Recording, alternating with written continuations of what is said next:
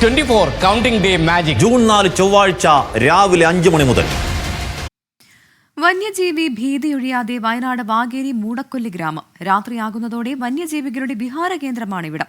കടുവയുടെ ആക്രമണത്തിൽ പ്രദേശവാസിയായ പ്രജീഷ് കൊല്ലപ്പെട്ടതിന് ശേഷം അധികാരികൾ നൽകിയ ഉറപ്പുകൾ ഒന്നും നടപ്പായില്ല എന്നാണ് നാട്ടുകാർ ആരോപിക്കുന്നത്.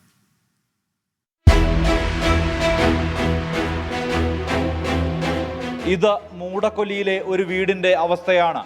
കഴിഞ്ഞ ദിവസം കാട്ടാനയെത്തിയാണ് വീടിന്റെ ഒരു ഭാഗം ഇങ്ങനെ തകർത്തത്. നിലവിൽ താമസക്കാരില്ലാത്തതിനാൽ വൻ ദുരന്തം ഒഴിവായി. വന്യമൃഗങ്ങൾ കാടിറങ്ങി വന്ന് നാട്ടിൽ ആക്രമിച്ചുകൊണ്ടേയിരിക്കുകയാണ്.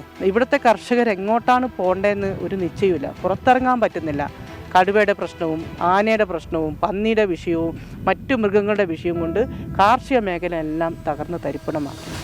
കാപ്പിയില്ല, കുരുമുളകില്ല, അവർക്ക് ജീവിക്കാൻ ഒരു മാർഗ്ഗമില്ലാത്ത അവസ്ഥയിലേക്ക് വന്നു കയറി. ഇതിനൊരു പ്രതിവിധി ഇനി എത്രയാണ് ഞങ്ങളിവിടെ പറയുക? പ്രജീഷിന്റെ മരണത്തെ തുടർന്ന് മന്ത്രിതല സംഘം ഉൾപ്പെടെ ഇവിടെ സന്ദർശനം നടത്തിയിരുന്നു. എന്നാൽ ഉറപ്പുകളെല്ലാം വെറും വാഗ്ദാനങ്ങൾ മാത്രമായി.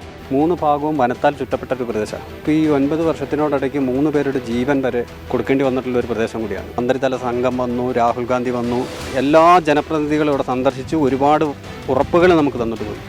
പക്ഷെ ഒന്നും ഇതുവരെ പാലിക്കപ്പെട്ടിട്ടില്ല എന്നല്ലാതെ വനം വകുപ്പിൻ്റെ ഭാഗത്തുനിന്ന് ഇത്ര ഉദാസീനമായിട്ടുള്ള ഒരു നിലപാടാണ് വനം വകുപ്പ് എടുക്കുന്നത്. വൈകുന്നേരമാകുന്നതോടെ ഇവിടത്തുകാരുടെ ആധി കൂടും. നമ്മളെ ഫെൻസിങ്ങോ കാര്യങ്ങളോ ഒന്നും അവിടെ ഇല്ല. എൻ്റെ വാഴയും പിന്നെ എൻ്റെ വല്യച്ഛൻ്റെ കുറേ പറമ്പുകളുണ്ട്. ഇവിടെ ഒരുപാട് പറമ്പുകളിലേക്ക് ഡെയിലി 2-3 ആന വെച്ചാണ് കയറുന്നത്.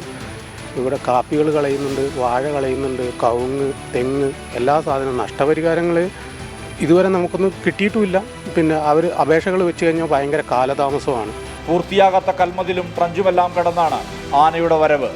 ഈ അടുത്ത് ട്രഞ്ച് നവീകരിക്കുന്ന ഒരു പദ്ധതിയായിട്ട് ബന്ധപ്പെട്ട് ഒരു പദ്ധതി നടന്നിരുന്നു. ഒരു നാട്ടുകാരെ കണ്ടി പൊടിയിടാന്നുള്ള രീതിയിൽ കുറേ മണ്ണ് വാരി ട്രഞ്ച് പുതുക്കി എന്നുള്ള കണ്ടീഷനിൽ ആക്കി വെച്ചിട്ട്, പക്ഷേ അതിൽ കൂടെ തന്നെ ഇപ്പോഴും വീണ്ടും ആന ഇറങ്ങിക്കൊണ്ട് വരുന്നു. നമ്മൾ ഒരാനേനെ ഓടിച്ച് പോയി കഴിയുമ്പോൾ അതിൻ്റെ പുറകെ വേറെ ആനയുണ്ടാവും. അത് നമുക്ക് തന്നെ അപകടമാണ്. നമുക്ക് അറിയുന്നില്ല എത്ര ആനയുണ്ട് എന്നുള്ള കാര്യങ്ങൾ. അധികൃതരുടെ ഭാഗത്തു നിന്ന് കൃത്യമായ ഇടപെടൽ ഉണ്ടായില്ലെങ്കിൽ ശക്തമായ പ്രക്ഷോഭത്തിനൊരുങ്ങുകയാണ് നാട്ടുകാർ. 24 വയനാട്. വിധി ദിനത്തിൽ 24 മാജിക് ജൂൺ 4 ചൊവ്വാഴ്ച രാവിലെ 5 മണി മുതൽ 24-ൽ.